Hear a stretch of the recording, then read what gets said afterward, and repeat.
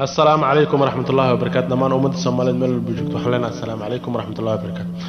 halkan waxaan xaadin ku soo gudbinaynaa sheeko cajiib oo ka dhacday wadanka Mexico nin oday oo ah ilaa 70 iyo 80 cagaha la galay ay wuxuu damcay inuu guursado gabar yar si noloshiisa ay u noqoto nolol la xafiday runtii asiga hanti fara badan ay u lahaa hantidii cid ka dhaxashana ma lahayn waligiisna ma guursan sidoo ganacsada iyo iska dawareeg ugu jiray ayaa waqtiga ka dhacay marka wuxuu ku fikiray inta hada jirto mar 60 iyo 70 hal wiil ama hal gabar oo hantida ka dhaxashada sameeyso si adigana daalka soo daashay natiijo u lahaado marka wadamadan caalamka waxa jirta meel laga soo dalbado guurka ama meel baqshad inaad guurdoon tahay aad ku soo diraysid daadaada iyo hantida aad leedahay iyo ganacsada inaad tahay inaad qof shaqeeyo tahay aad ku soo la socodsiinaysid dadka ayaa jira marka odaygii wuxuu soo dalbaday guur gabar yarna inuu doonayo daadeeda ay tahay 20 jir ilaa 25 jir ayuu doonayay ayuu soo codsaday wuxuu soo dirsaday xafiiska guurka ama meelaha markii qofku guur doonayo haduusan nin oo shukaansi iyo ama haasaabo jaanis ay ahayn oo guur oo kaliya go'an tahay meesha xafiiska fariinta soo dirsado runtii dadka maamulayaasha ka ah xafiiskaas waxa ka go'an qofka daadoo doon hajiro mar haduu guur soo dalbaday inay u shaqeeyaan ay u bandhigaan gabdhihii hore ee guurka soo dalbaday ay u bandhigaan ninkan ayaan haynaa guur doon waaye sida darteeda inaad guursanayso in kale soo kala caday marka waxa dhacday ninkii guurka soo dalbaday muddo 2 bilood ah ayuu maxalli jiray uu sugay jawaabtii marka kale uu sugi waayay xafiiskii ayuu soo wacay wuxuu dhahay in warbixin ay soo gudbistay waxaan ahay guurdoon nin ganacsadana waan ahay hanti far badan waan leeyahay marka maxay ku dhacay dib u dhacan muxuu yahay dhaqsiinad ku adeegtan ayaan idinku ogaay marka waxa la dhahay saddexda aad codsigaaga saddex gabdhood ayaan u bandhignay hal gabar ayaa ugu dhow oo laga yaabaa in ay guurkaaga ogolaato waayo uu dhahay gabadha sawirkeeda halay soo diro awal baa si gabarda yar ayuu raadinay mahana qurux iyo foolxum midna ma raadinin gabadhii sawirkeeda loo soo diray wuxuu dhahay ku qancay gabadha lambarkeeda haliisiyo haligu xiriiriyo gabadhii lambarkeeda loo qoray gabadhii la hadlay xaaladda sida ay jirto u sheegay kadib gabadhii waxay dhahday waa ogolahay gabadha ogolahay ay dhahday laakiin gabadha maxaa micnaheed ay u ogolaatay ma lacagtiisa ay doonaysaa ma asigay doonaysaa waa guurka ka soo daahay run ahaantii gabadhii ninkii isku yimaadeen way sheekaysteen way ku qanacday hantidiisa iyo dabeecadiisa laakiin waxa qancin way daad u jiro iyo daad ay jirto way qancin waysa laakiin asiga uma aysan sheegin runtii gabadhaas waxay aad gabar aad iyo aad u khiyaano badan waxay wadatay sir iyada u gaara waa dadka caalamka ah hadii labada isqaba haday mid oo dhimato midka kale ayaa dhaxla hantidiisa hadaysan caruur joogin qofku la noolaa ayaa dhaxlay eeyga ayaa dhaxlaa maqlay oo eeyga dhaxalka lagu saxiixay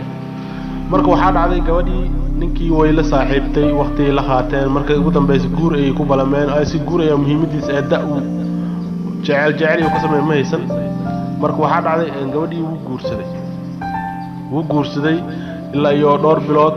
uu la noolaa farxad bay kula noolaad laakiin iyada sirteeda waa u gaar buu ahaa waayo gabadhan uu guursaday waxay saaxiib lahayd nin kale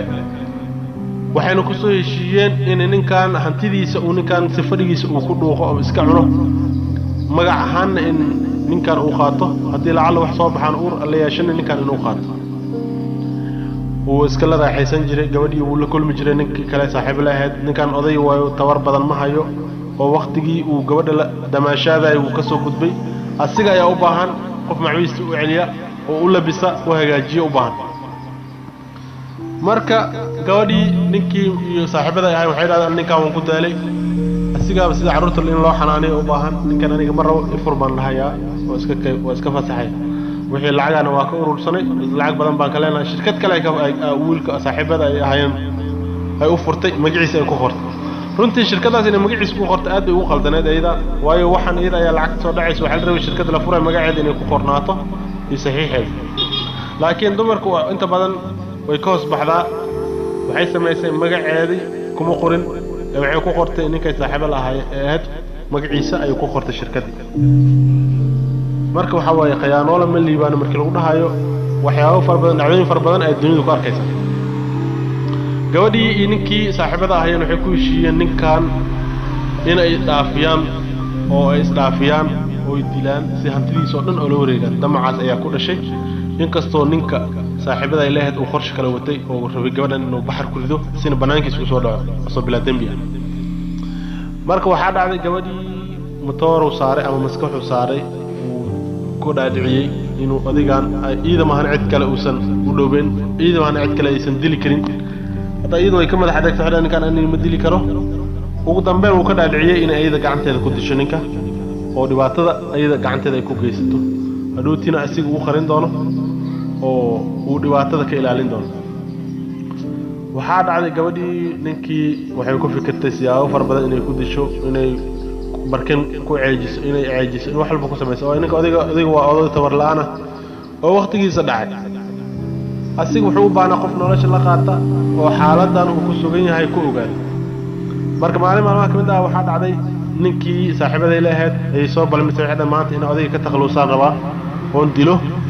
marka waxaan rabaa inaad ila joogtid inta guriga soo galina laakiin inaad soo fiirsatid inaan daacad ku ahay oo aniga ninkan dartaada aan u dilay inaan aragtaan rabaa maxaa ku dhacay marka gabadhii aad bay u qaldaneed inay dhahdo guriga inaad soo gashid ama soo eegtid aan rabaa aad ay u qaldaneed waayo waxaa khalad kugu ah adigoo mission fulinaya in qof ku arko ama qof adiga cadan yar uu ka qabto waxaa dhacday ninkii markii ay ku bilowday ceejintii ama ay dilkii ku bilowday waxaa dhacday ugu dambeyn in ninkii ay ceejo ku dhigto asigoo jiifa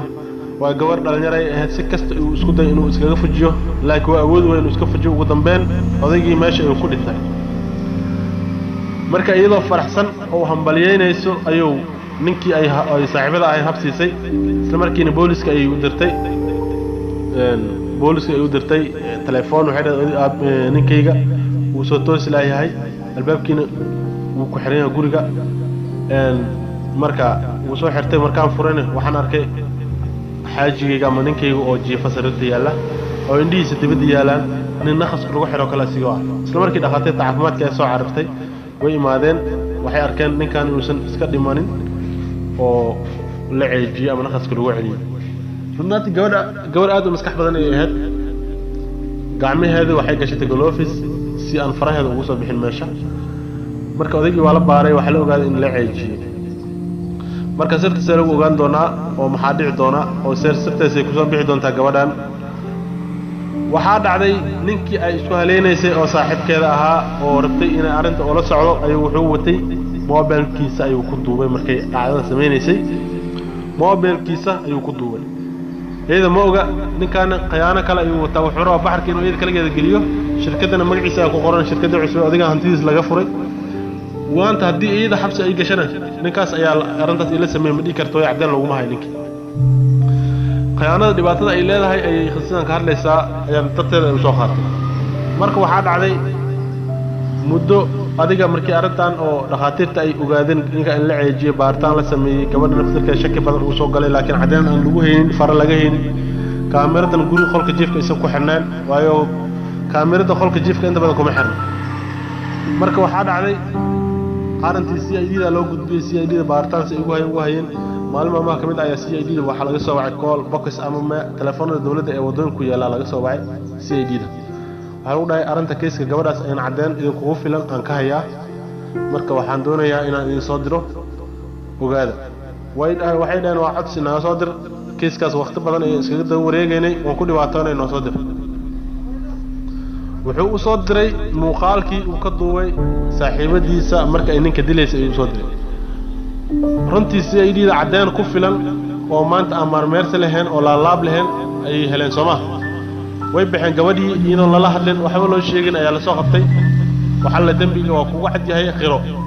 marka waxa aan dambi ma gelin waxaan sameeyay malahan waxa lagu dhahay cadeynta aan ku hortusno aan ku tusno ka waran cadeen adiga kugu filan oo ku qanci kartid markaas ay muuqaalkii loo sheegay waxay la noqotay ama kaag ila yaab runtii way ogaatay cid kale inaysan muuqaalkaas ka duubin oo muuqaalkaas uu ka duubay saaxiibkeeda dartiis dhibaatada u geysatay kadib waxaa dhacday xabsigii ayaa lagu xukumay xabsidaayna lagu xukumay wadanka Mexico ilaa haddar way ku jirtaa haddar waa 60 jir واللحن جير هدر إسلا هدر ما يكون جرتا نمكن وحين نخذين مليونارة أو نخذين مال خبينة لكن مال خبينة ميس محوك فائدة رنتي قفك أما خيانة ولا هذا أما خيانة يركو سمي أما خيانة وين كساسين قبل وسي خيانة سماها مركز قبل دوسي خيانة محاكور عاسكين إنكي قبل خيانة محاكور سيد عاد رنتي عذر أن مال يصل إيراد لهن ومال وكسب بحي أنا لجرنين يا كود عنكي مرربو هبينكي جيركيس مسكبر ريا maalintiin waa caadi habeenkii ma seexan kar hurdada dhan ayaa loo diiday ugu dambeyn nolosha ayuu nacaasigan oo isdilay maanta ninaan dunida ku dul saarnay way gawadhiina waa 60 jir xabsi ay ku jirtaa marka almuhiim qisada waxaan soo qaadanay in ay khiyaanada fiicneen ama walaalkaaga ha noqdo ama saaxiibkaaga ha noqdo khiyaanada iska ilaali way khiyaano maanta hadii aad arinta kugu soo noqon ama waajibaadkaaga xanuunkaaga lagu dareensiin berita ay ku imaanaysaa jawaabtaadana berita ay helaysaa marka waxaan leenahay khiyaanada la iska ilaaliyo. Wassalaamu calaykum waraxmatullaahi wabarakaatuh.